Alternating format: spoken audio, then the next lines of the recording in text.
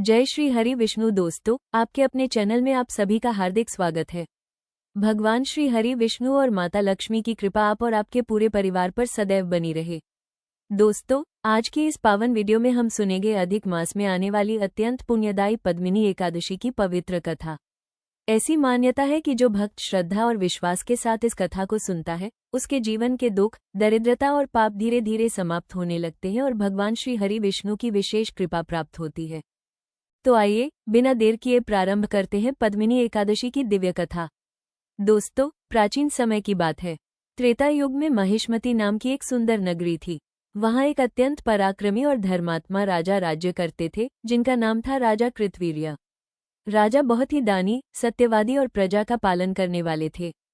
उनके राज्य में सुख समृद्धि की कोई कमी नहीं थी। लेकिन राजा के जीवन में एक बहुत बड़ा दुख था। उनकी कोई संतान नहीं थी। राजा ने अनेक यज्ञ किए, दान दिए, पूजा पाठ किया, लेकिन फिर भी उन्हें संतान सुख प्राप्त नहीं हुआ। समय बीतता गया और राजा धीरे धीरे चिंता में रहने लगे। राजा की पत्नी का नाम था रानी पद्मिनी।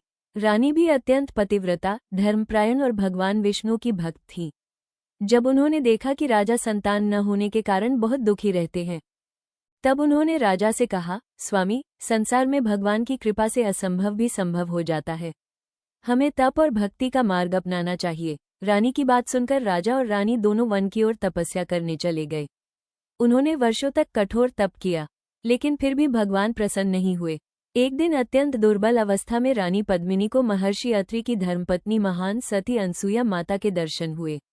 रानी ने विनम्रता से माता अनसुया को प्रणाम किया और कहा, हे माता, कृपया ऐसा उपाय बताइए जिससे भगवान विष्णु प्रसन्न हो और हमें संतान सुख प्राप्त हो। तब माता अनसुया ने कहा, हे पुत्री, अधिक मास के शुक्ल पक्ष की पद्मिनी एकादशी का व्रत अत्यंत फलदायी है। यदि तुम श्रद्धा और नियमपूर्वक यह व्रत करोगी तो भगवान श्री हरि विष्णु अवश्य प्रसन्न होंगे। माता अनसुया ने रानी को व्रत की संपूर्ण विधि बताई। इसके बाद रानी पद्मिनी ने पूर्ण श्रद्धा, भक्ति और नियम के साथ पद्मिनी एकादशी का व्रत किया। उन्होंने रात्रि जागरण किया, भगवान विष्णु के मंत्रों का जाप किया और पूरी भक्ति से श्रीहरि की पूजा की। रानी की सच्ची भक्ति से भगवान श्री हरि विष्णु अत्यंत प्रसन्न हुए। तब भगवान विष्णु स्वयं उनके सामने प्रकट हुए। भगवान को सामने देखकर राजा और रानी भाव विभोर हो गए। उन्होंने हाथ जोड़कर भगवान को प्रणाम किया। तब भगवान विष्णु ने कहा, हे रानी पद्मिनी, मैं तुम्हारी भक्ति से अत्यंत प्रसन्न हूँ। वर मांगो। रानी ने कहा, हे प्रभु, यदि आप मुझ पर प्रसन्न हैं तो हमें ऐसा पुत्र दीजिए जो संसार में महान और पराक्रमी हो।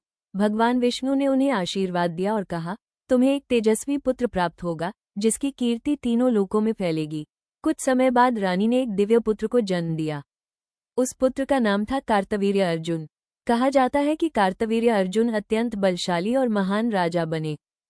ये सब पद्मिनी एकादशी व्रत के प्रभाव से ही संभव हुआ। दोस्तों, इस कथा से हमें ये शिक्षा मिलती है कि सच्ची श्रद्धा, भक्ति और नियमपूर्वक किए गए व्रत से भगवान अवश्य प्रसन्न होते हैं। जीवन में चाहे कितनी भी बड़ी समस्या क्यों न हो, भगवान श्री हरि विष्णु की कृपा से उसका समाधान अवश्य मिलता है। मान्यता है कि पद्मिनी एकादशी का व्रत करने से संतान सुख, धन धान्य, सुख समृद्धि और सौभाग्य की प्राप्ति होती है। समस्त पाप नष्ट होते हैं और अंत में भगवान विष्णु के धाम वैकुंठ की प्राप्ति होती है। तो दोस्तों, आप भी श्रद्धा और विश्वास के साथ पद्मिनी एकादशी का व्रत और पूजा अवश्य करें। अगर आपको वीडियो पसंद आए तो इसे लाइक जरूर करें, चैनल को सब्सक्राइब करें और कमेंट में लिखें, जय श्री हरि विष्णु। मिलते हैं अगली पावन वीडियो में। तब तक के लिए धन्यवाद। जय श्री हरि विष्णु।